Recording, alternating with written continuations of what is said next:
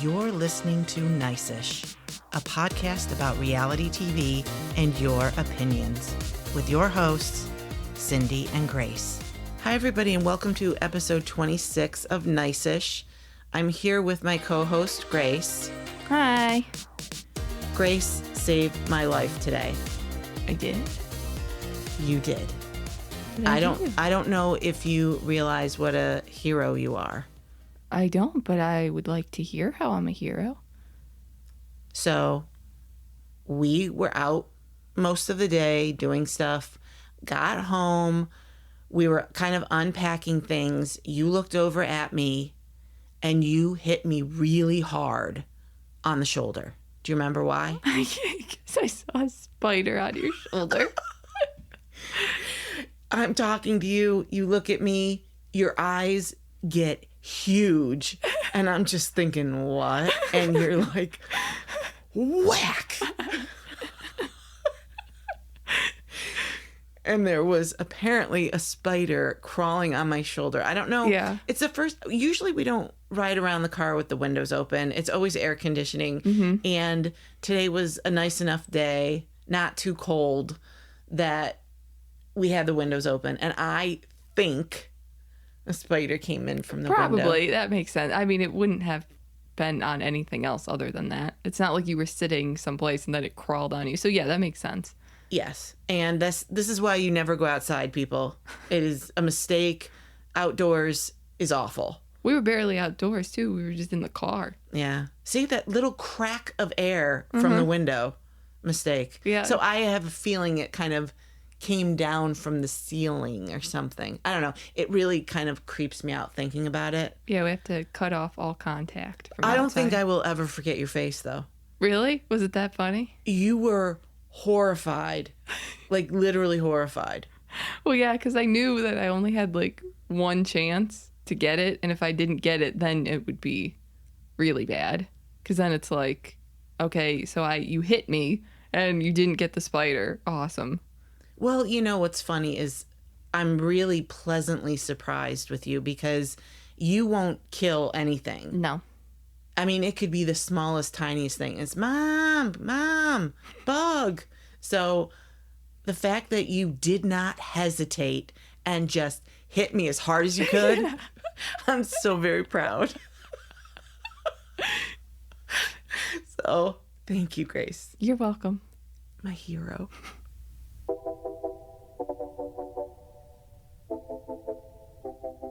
So because this week's RHONY was so terrible and literally no one seems interested. Yeah, including us. We are not interested.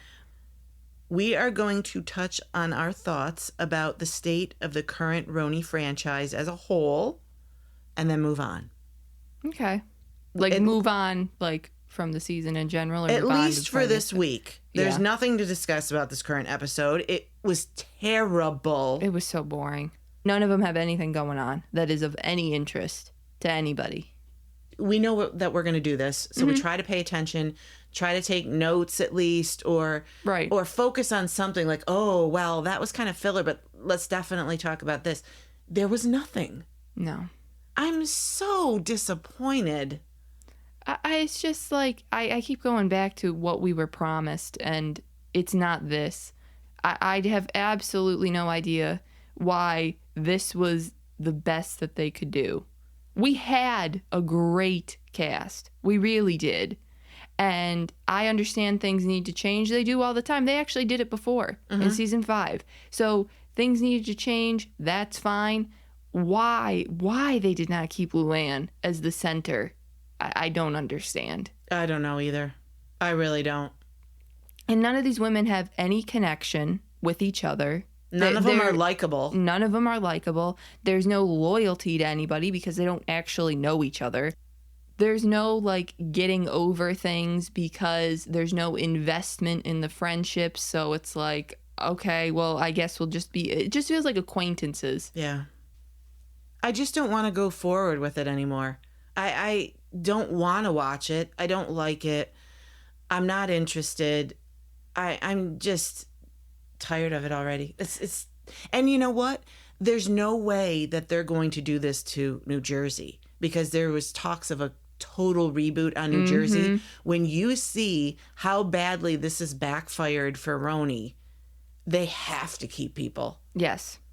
To get anybody to tune in again or anybody to be semi-interested, they do. Because I was thinking about this too. Everybody like on Twitter and things like that, and us talking, have said, oh, we think that Housewives is kind of on the decline right now. Nobody's as interested.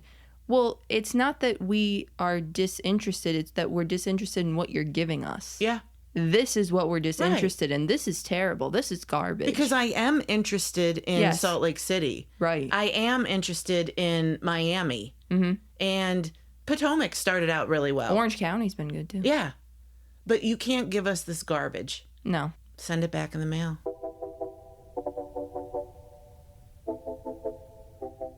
So after talking about RHONY, let's move on to something more interesting and talk about Salt Lake. We're going to touch on one scene briefly before we get into the Palm Springs trip. Okay. And that is a scene with Heather, Meredith, and Lisa, where Heather explains her version of what happened at Bronwyn's house when they were trying to repair their friendship. And I am not really sure what's up with Heather, because I don't think Heather knows that this is filmed and that we, can go back to it later and look to actually see what happened. Receipts? Yeah, because her version didn't happen. Like, it was actually... And normally, I get the, there's two sides to a story here.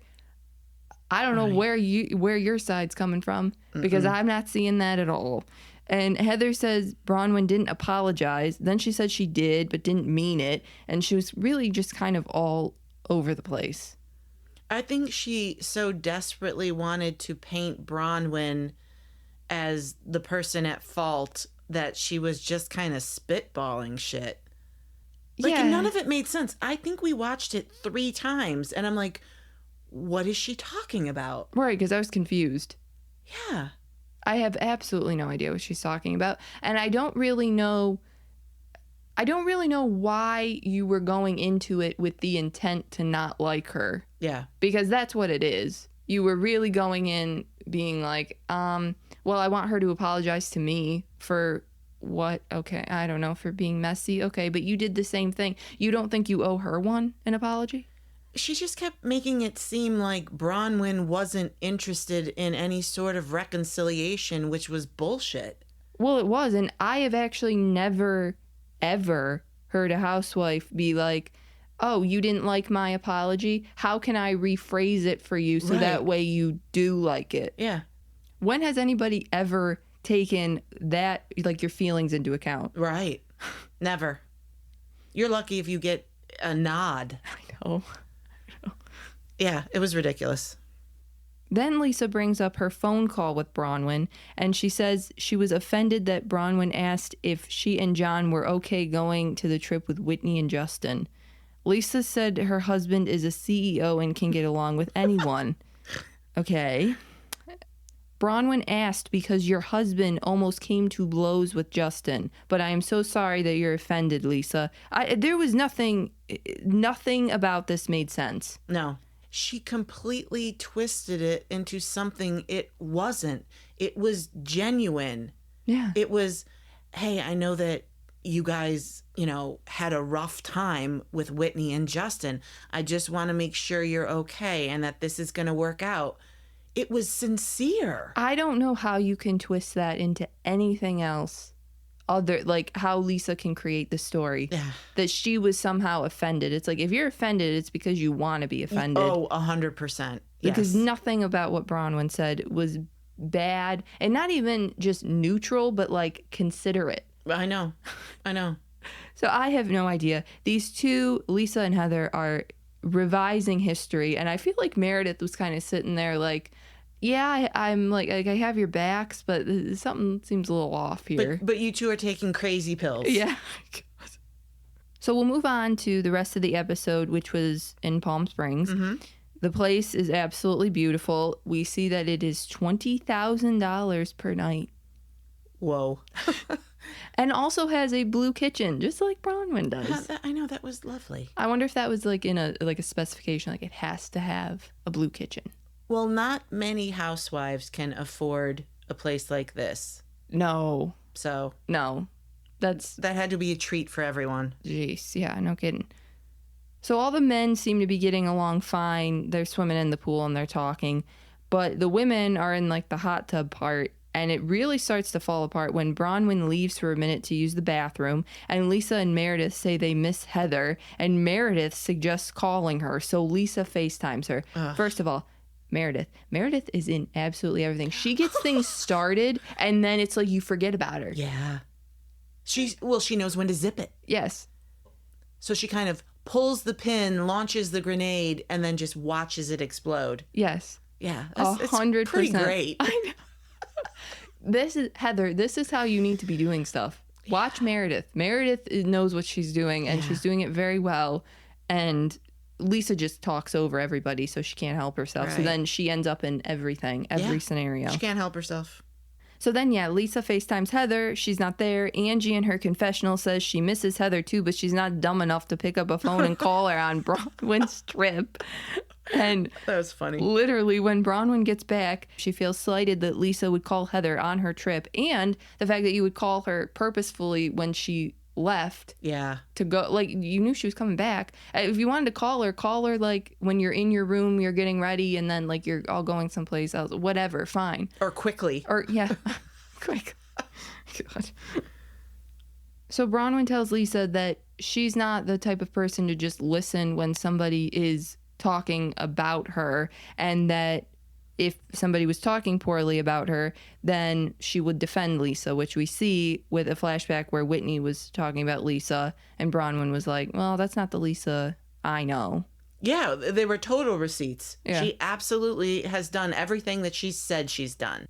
So Bronwyn is pissed off about what she feels like is a double standard with Lisa. Lisa said she wants Bronwyn to check in on her when she has a fight with somebody, but wants to stay out of it when it's things with Bronwyn and Heather. Which is a complete double standard. Yes. Yeah. And then Bronwyn delivers the line, when it's me and somebody else, it's my responsibility to work it out. But when it's you and somebody else, my ass better ride your dick like it's my job, Lisa. That was so funny. It was funny. She was so pissed. She was pissed.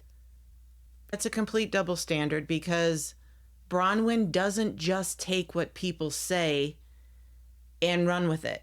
Mm-hmm. She has to have proof of something like that, or she's going to speak up and say, well, that's your experience, or that's your experience with Lisa, or that's your experience with Angie or whoever, but not mine, mm-hmm. which is fine. That's actually the perfect way to handle it, to be honest. Right. Don't tell someone else that their experience isn't real, mm-hmm. but just like, it's not mine. Right. And that way you can go back when Lisa says something like this and be like, no, that didn't happen. Yeah. And I just want the same from you.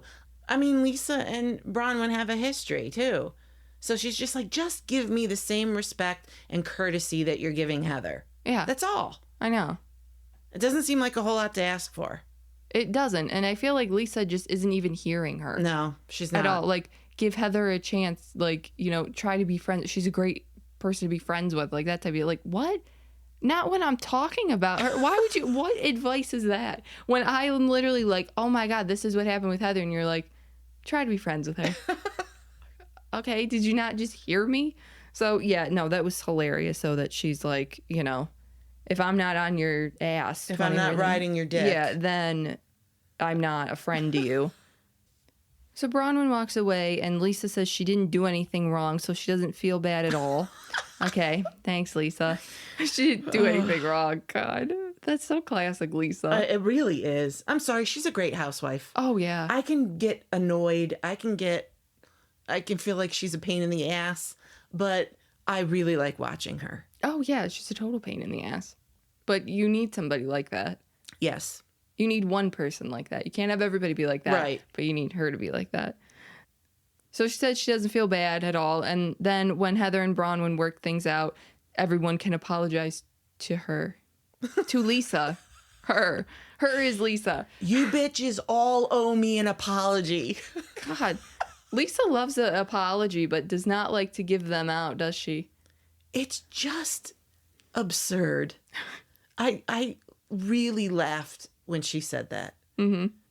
So you had tweeted out, what am I missing? Why is Lisa throwing her relationship with Bronwyn away for her up and down relationship with Heather? And you got a response from @cuntpimpin, That's awesome. which is awesome. And they had said, because Lisa would prefer followers over someone who is a leader. So do you think that Lisa likes to be the leader and prefers friends that are followers? Well, I will say that there's been a few alpha females on this cast. Mm-hmm. Jen Shaw, for one. Meredith is not a wallflower. She doesn't not say things. So Lisa, I was trying to think of who she had problems with.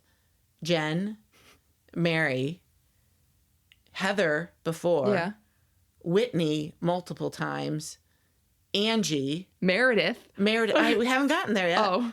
Meredith, that's 6. Yeah. And she's the 7th person. Oh, and Monica. Uh-huh.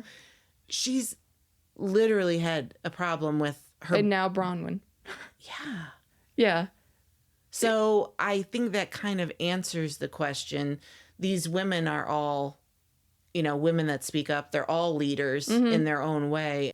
And then she wants someone like that other Angie and her troll husband to be friends with. Yeah. Yeah, they were the worst. But yeah, I do. I do think, though, that Lisa likes to be in charge. Yeah. She does. She likes her opinions heard.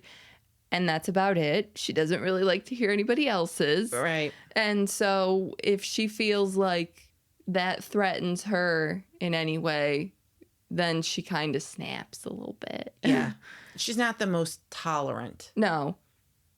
Well, the fact that Lisa literally has had an issue with every single person and there has only been 5 seasons. We're on 5 right now. Yeah. That is telling.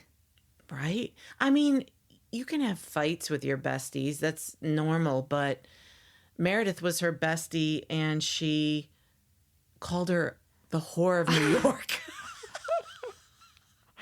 I mean, pretty bad stuff, too. It's not even like you are just having disagreements with people. Like, it is usually a pretty big fight that you're having.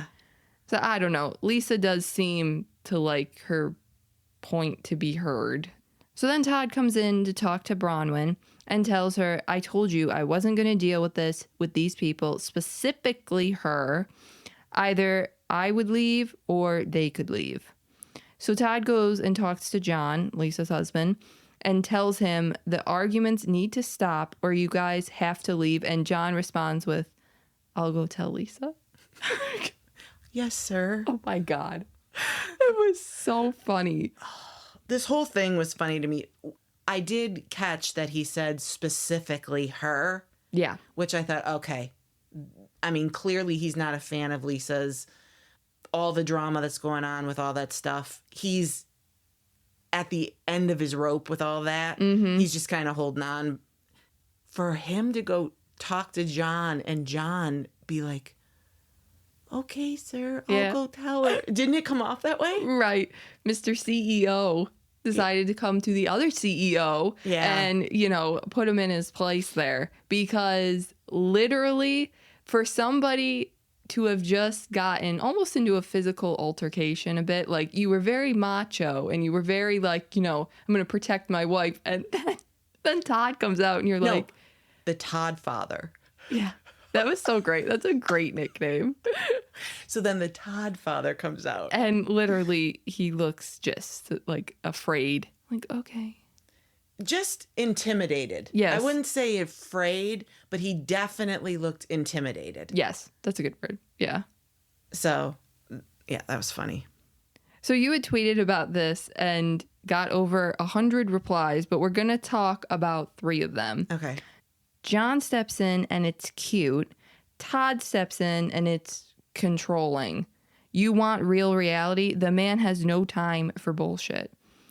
And one of the responses you gotten was at L Parcel, who said, exactly. I think he was already annoyed with Lisa for getting involved with his stepdaughter's business. He said, we can throw some money at them and send them home. Todd's the man.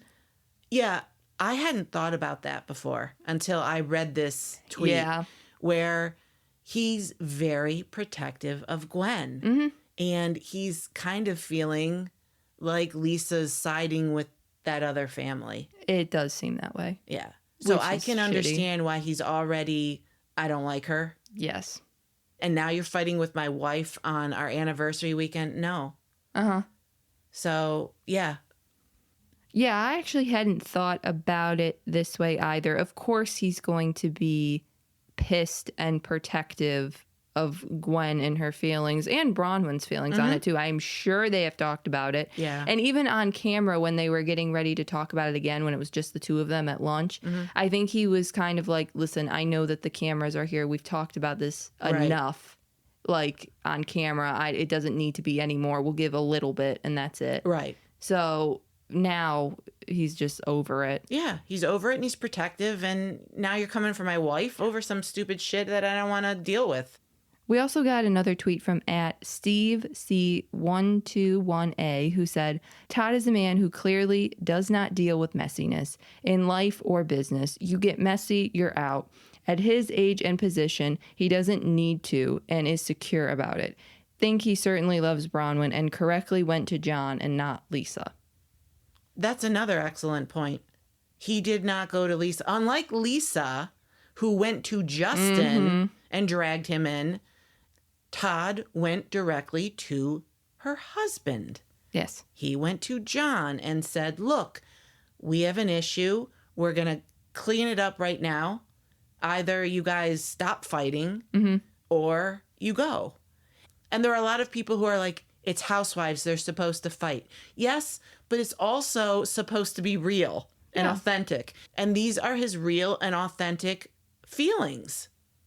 He doesn't want this coming at his wife. So I can't fault somebody for being that real, you know? Right, I know. And it's not like he's used to this. This is a first season for people. They're already all used to this crap. It's been 5 seasons. They're, Lisa's used to all this and all of them are. So they're like. So are the men. Those confessionals of Justin, John, and I forgot who the other, Seth. Yeah. Like, I'm not going over there. I'm not going. Nope. I'm just going to sit here. John, I'm not saying anything. Like, they all knew. Let's not do this.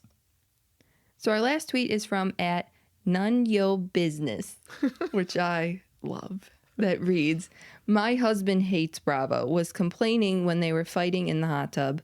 When Todd stepped in, that was the first time he was like, finally. I think for those of us not in the Bravo-verse, we don't see how refreshing he was to people outside of the verse. Very relatable. Which is a very interesting point of view from somebody that doesn't watch the show regularly. Yeah, I would agree. Somebody comes in and like, holy shit. Just someone tell them to stop. And then he did. Todd did. Yeah. I know. We are used to this. That's why I think a lot of people are like, this is Housewives. It's this, it's that. Well, no, sometimes we need somebody to come Clean in it up. and exactly. And I will say, too, that I did see some comments that felt like if Todd didn't want to film with everyone, that he could be the one to leave and that he was boring. But I actually don't feel that way. I think what's literally more exciting than a couple getting kicked off of a group trip. Nothing. Literally. Oh, my God. I 100% agree. There's nothing boring about Todd. He wanted to throw somebody out. My God, that's drama. Yes. It's good. It is good. I mean, we don't know what happens. No, we don't. We actually don't know if they leave or not. I don't know. We'll have to look up for it. Maybe there's a first look or something because I'm dying to know if they get kicked off or not. Yeah. Or if they decide to leave on their own or if Lisa decides to zip it. I don't know. But I don't know. Lisa doesn't, without Mary there to keep everybody in line, it seems like Lisa might go. Yeah. Just because she's going to get pissed about it. So I don't know. We'll see.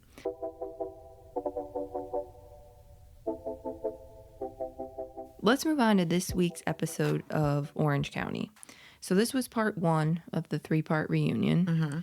I thought it was pretty good. Yeah, I thought it was good too. So Andy's doing all the intros for the women and says hi to Katie and asks if Sutton gave her any advice. And Katie said she hasn't talked to her in a couple of weeks, which is going to be foreshadowing to a conversation that we will see later between her and Heather. But I just thought that was super awkward. Yeah, I wasn't sure the point of it at first either, but yeah.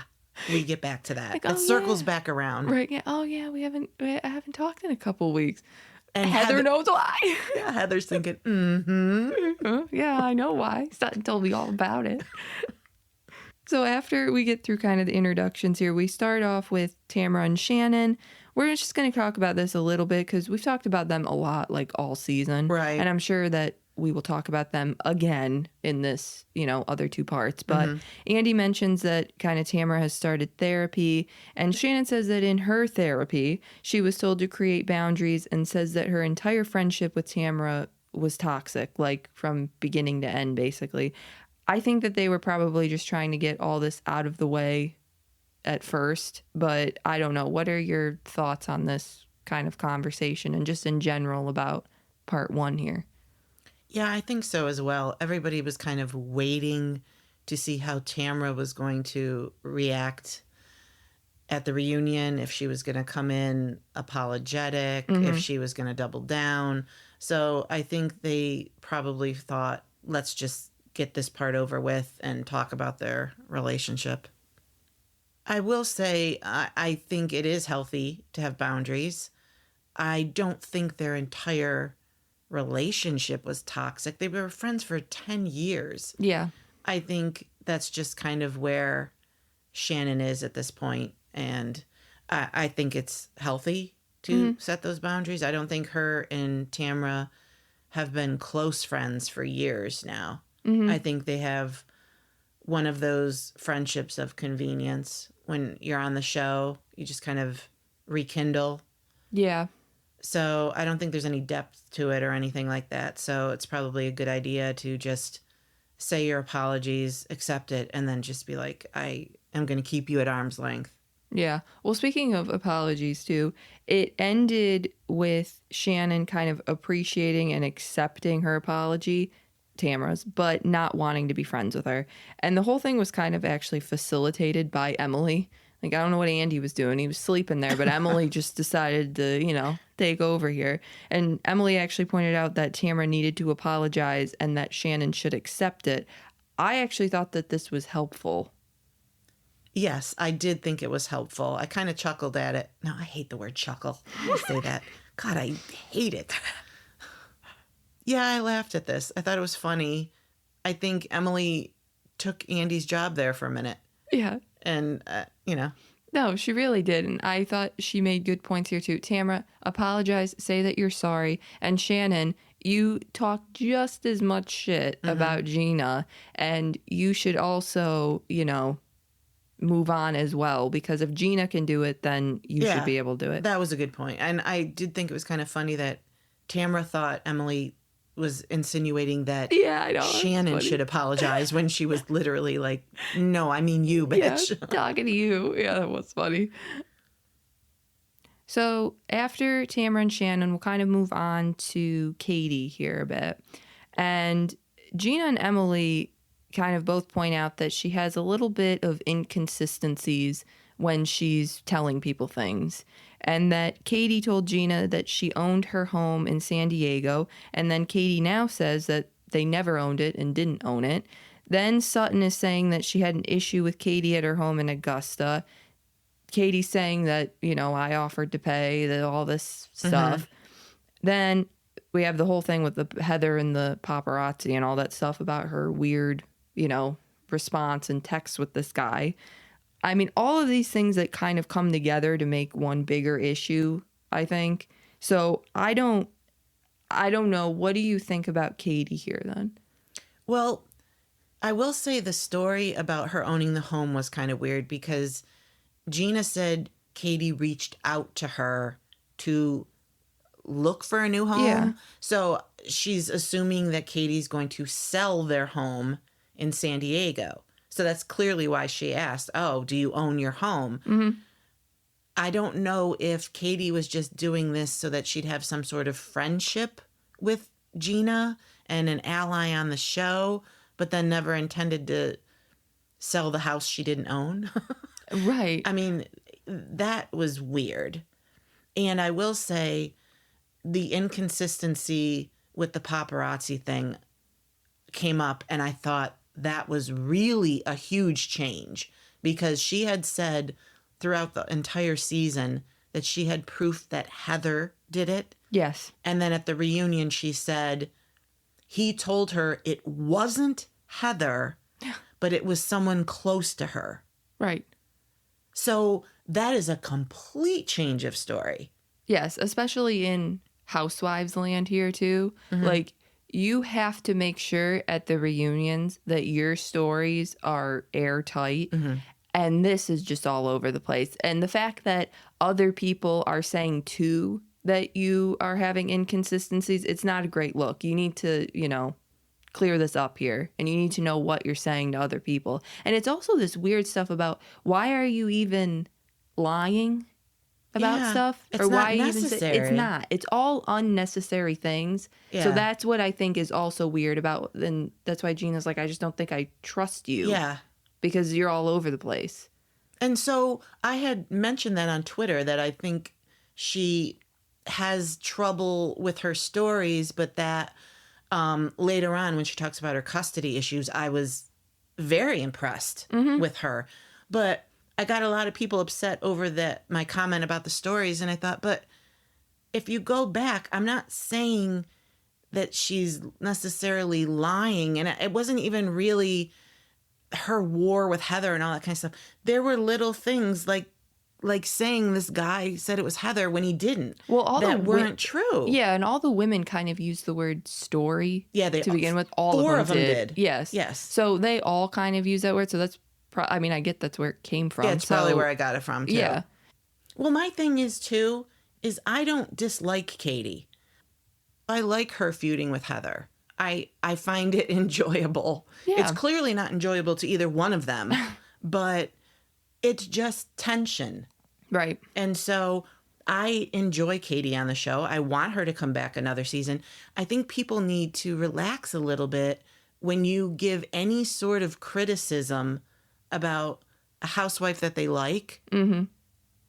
They take that as though you're criticizing the whole person. Right. There are literally things I like and dislike about everyone. Yeah, sure. So, just take it with the grain of salt that it's given with. And if you don't agree, that's totally fine. But I'm not interested in arguing with anybody. No, I know. And we're just taking this kind of episode by episode. That's kind of how we are watching here, too. Yeah. It's not like we're going back and thinking about, well, this person did this, so this is good in this moment, and it's like, this is warranted here. It's like, well, I don't know. Unless it happened this season, then it's like, okay. And that's kind of how I go with Salt Lake. There is 1 minute where I love someone, and then the next episode, I'm like, oh my God, she's horrible. And I like that. Yeah. Makes it interesting. Right. Next, we'll move to Jen and the issues surrounding Ryan. I like Jen a lot, but she seems to think that because Ryan and his attorney initiated conversations with the FBI that he's not guilty of anything, and that the FBI wasn't going to come for him or search for him at some point. Right. She looked terrible here. I'm sorry. And I like her a lot too. Yeah. But she looked dumb. I know. It just is not a great look. It sucks when we have these great women who try to defend these horrible men. Yeah. It's like the whole thing with Brooks all over again with Yeah. Vicky. And it's just like, Vicky, come on, man. This guy is not, He's bad news. So, yeah, I'm just like, Jen, come on, And then you look like an idiot, too. Like, he's making you look like an idiot by what he's telling you. And then that's what you're told to say. So it's like, she just had zero facts. Yeah, that was kind of the problem, because Andy pointed out, well, they might have, come for him if he had not cooperated. Like, that's kind of the point. I don't think that he just was willingly giving out this information. I think on his partner of 20 years. Right. I honestly think that his lawyer said, Ryan, we need to talk to them before they come for you. Yes. And we need to try to get you a deal so that you don't go to prison. Right. And so that's why they initiated conversations. So Emily's trying to explain all this to Jen and the other women and says how immunity works. And that Ryan must have provided something of value to the FBI to get granted immunity. There is no way that, you're just getting that for providing nothing. It has to have been either like information or a testimony or something like that. An exchange. Yes. Yes. So it's really interesting that Emily knows more than Jen, who's in the house with him. However, Emily's also an attorney. Yes. So she would know a lot of... I think that's probably why she got invested in this. For one thing, she likes the law. She's an attorney. Mm-hmm. And also, she knows the people involved. Right. So this was kind of like her wet dream. No. Like, it was perfect. Right. So she knows what all of that means. And she's trying to explain it to Jen. And it's really kind of hard to watch. Like, Jen just doesn't get it. I think what's so hard about watching Jen here, too, is that I can't tell if she really doesn't understand or if she's just telling herself that this is, Ryan is saying this to me and he wouldn't lie to me. Yes, that's what it is. This is what Ryan is telling her. Uh-huh. And this is what you can tell the other women. I didn't do this. I didn't do this. So at one point she's like, that's his best friend. Why would he do that? Because he doesn't want to go to prison. Yes, he wants to stick around and play in the sunshine and does not want to be behind bars. This guy is literally his associate or whatever. They shared a bank account. I mean, we're talking like 18 years of him potentially going to prison, this Matt guy. Yeah, that's what they said on the show. Yeah. So this is a big deal. And Ryan's like, bye, buddy. It's interesting because in the finale episode, he made the comment, I don't snitch on my friends. Yeah. And I'm wondering if that was kind of like a warning to Ryan. Mm-hmm. Like, hey, I'm not going to snitch on you. You don't snitch on me. Yeah. But, of course, we don't know if Ryan had already talked to them or not. He had probably 2 Zoom calls. Yeah, probably. Yeah, so little does he know. Right. He already did it. Yeah. But you know what's funny, though, is he says, I'm not going to snitch on my friends and then be like, hey, money launderer. Like, you moron. Right? So stupid. So you had tweeted out, does Jen really not know how immunity works? And I got to say, Emily is running this reunion with laughing faces. Yeah, you know what? Before you get to the response, I had a lot of people really upset with that comment. Really? Why? I don't know if they thought, like, I was praising her, like she looks great or whatever.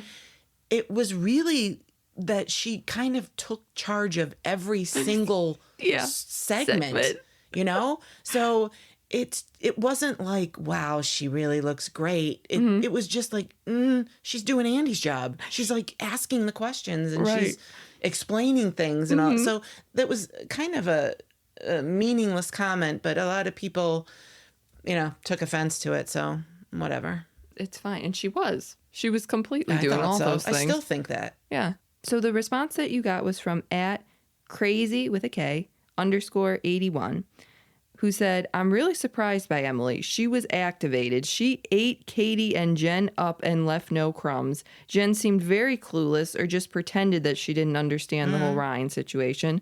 I don't like Emily that much, but she came prepared for battle, guns blazing. That is kind of my point, too. Mm-hmm. She was very prepared. You may not like what she says. I gotta say, I thought when she started asking about all the custody stuff that it was too far. Yeah, it didn't need to be said. It was, I don't know why she went there. It wasn't part of anything. Right. So, but that doesn't change the fact that she was going in guns blazing. Mm-hmm. Yeah. So you don't have to like what she's saying, but she's a force. Yeah, for sure. And I mean, I also think it has to go back to what you said about her and Jen being like that she likes the law. You're probably interested in that. And unfortunately, asking about a custody situation is not lovely. Right. So, but it again has to do with the law. So that's her area of expertise. So if that's her knowledge, she wants to look knowledgeable. So that's why you're going to bring that up. But I mean, prepared is exactly what she was. She was ready. She knew Right. that whole story. She knew Ryan's whole my God. story. Jen was looking at her like this was all new information. I know. Yeah. Like she's like, where'd you get that? The lawyers, Right. it was written everywhere. I mean, we're not talking about bloggers that posted this. We're talking No. about reputable companies like ESPN and Yes. and the LA Times and stuff. Like there were serious news organizations writing about this. For sure. So next week's episode, we see Alexis come on and they'll talk about the London trip a bit. And I also just wanted to mention here too, these are just our opinions on the episode we're watching. Everyone can like who they want to like, and that's fine too. We just do this podcast to try to be fair and impartial based on each situation and fight here. So take everything with a grain of salt, basically. If you have a favorite or something, have your favorite. That's fine. Right. But we're just going based off of literally what we're watching right now, and then we move on to next week. And that's kind of it. Well, I'm looking forward to part 2. I know that Alexis joins it and Shannon calls her an asshole. So that's funny. So funny. I know. So we'll see what happens.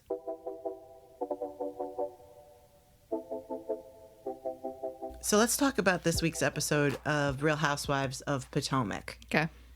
So while I can't really think of anything that stands out as like this monumental moment. Monumentus.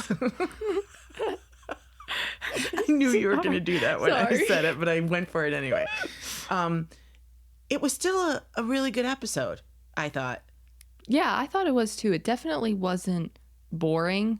Like there wasn't anything that necessarily was like a pull quote or a grab, but everything was still good. I mean, not everything's going to be that breakfast that we had Right. last episode, but I thought it was still good and it flowed and all that. And it was enjoyable. Yeah. So I had to laugh when Stacy's talking and they do a shot of her boyfriend TJ, and under it says Stacy's best friend Oh my God. instead of boyfriend, Yeah. which is so shady. It is. It's like they're together. They are a couple. Right. And so it's like, best friend. Okay. Right. They are planning on getting married. Yeah. So it is a romantic relationship, even though they're not doing the romance, but that's what it is. It's not like he's her buddy. Right. Although he is her buddy. Well, it's not like a Kenya and Walter situation where it's like, wasn't quite real. He was just there to be there, but Right. Oh, Walter. That was so funny. We should watch that season again. He was fine just being on camera, getting a little notoriety until she is like talking about marriage. And then he's like, I'm out of here.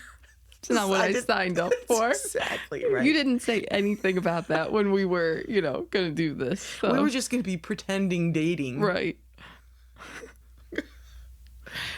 So another part that made me laugh was Jazzy talking about her relationship timeline. Oh, yeah. That was weird. It was, I mean, the math wasn't mathing. And first she said that her boyfriend had 2 kids before she met him. Then she said he had 2 kids after she met him.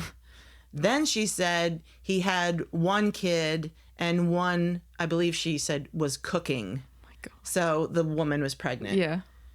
Then later on, we get to the dinner they're all having, and they ask her again about her boyfriend, and she says they've been together for 2 years. And someone asked, how old are his kids? And she said, 1's 3, and 1 had just turned 1 a month ago. Right.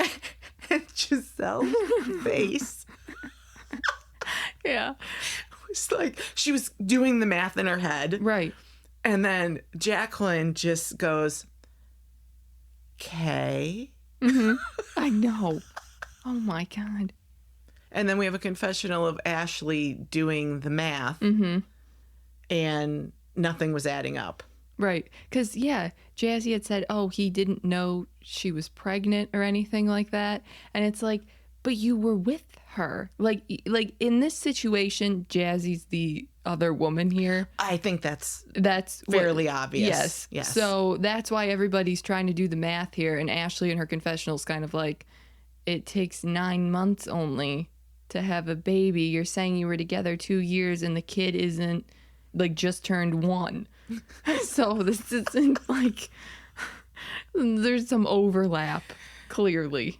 Yeah, it was a little cringy. Yeah, it was. And the fact that Mia had to say, she's like, well, she's told me like 8 different stories. If Mia is telling you, Mia specifically, who has stories, you know, all over the place that we never know what she's talking about. If she says you have 8 stories, you must really have 8 stories because, you know, Mia's all over the place too. Well, speaking of Mia, Kiarna said something like, I was in a similar situation and, you know, this is not a good spot to find yourself. And Mia chimes in, oh, who was it? What team did he play for? And Kiarna's like, girl, I don't even talk to you right now, so I'm not saying anything to you. And Mia's like, no, but I was in a similar situation. The same thing happened to me. And I looked at you, I'm like, when? She's been married. When did this happen? Well, it's like it couldn't have happened. Like, if you're saying it happened like 10 years ago or whatever, haven't you been with Ink all this time too? Like, where has he been? Like, how many people have you been with? Well, Ink was high school. Right, but I just assumed that Ink was, high school and they never stopped. Right. Well, at some point, I think it was on and off. But then she got married to Gordon. So when was this guy? Where did he come from? Right.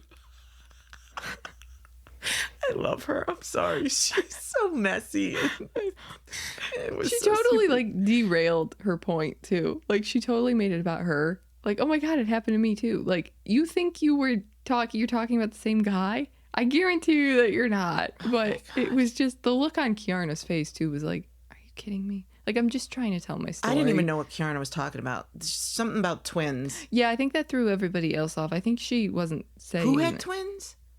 Or they... I think he had sex with twins? And they each got pregnant? I think... I know, right?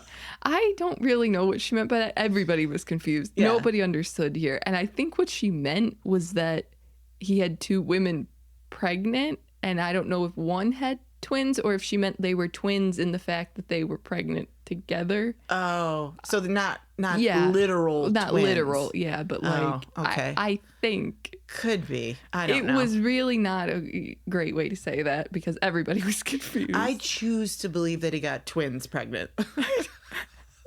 That's so much more interesting. So there wasn't too much else. The only thing that you had noted was that everybody hates Jacqueline. Oh, yeah. She's everybody's, like, punching bag. She really is.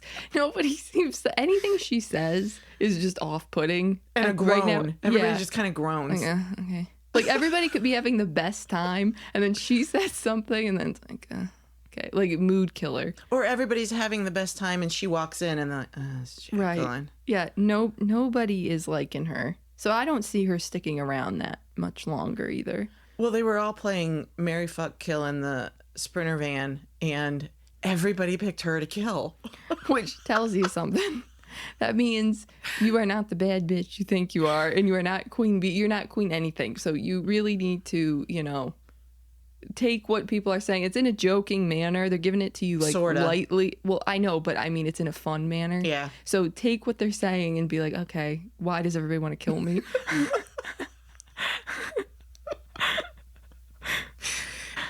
So anything else you can think of for this episode? I was trying...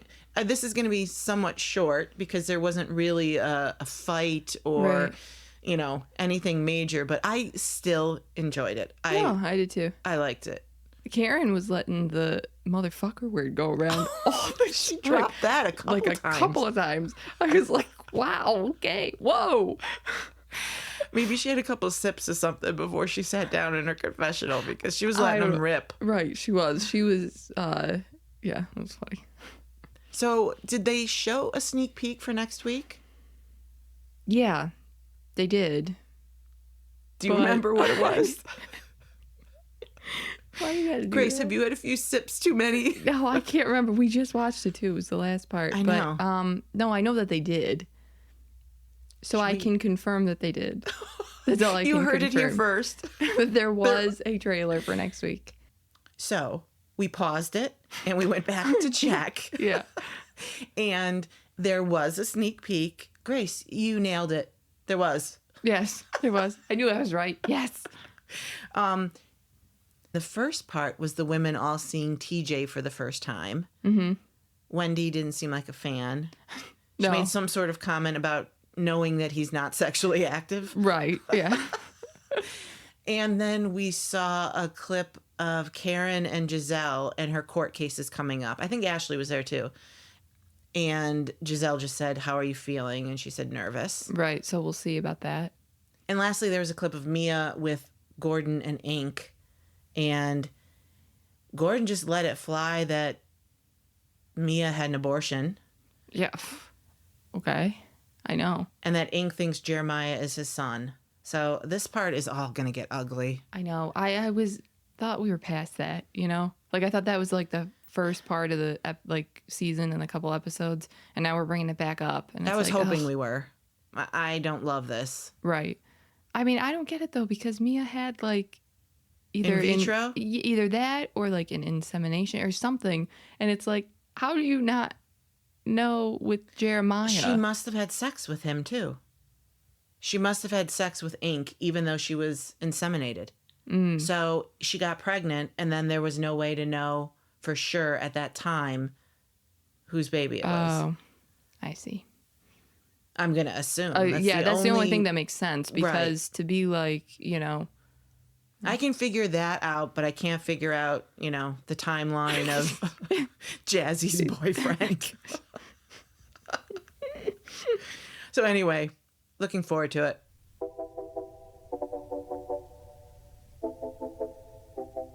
Thanks for listening to episode 26 of Nice-ish.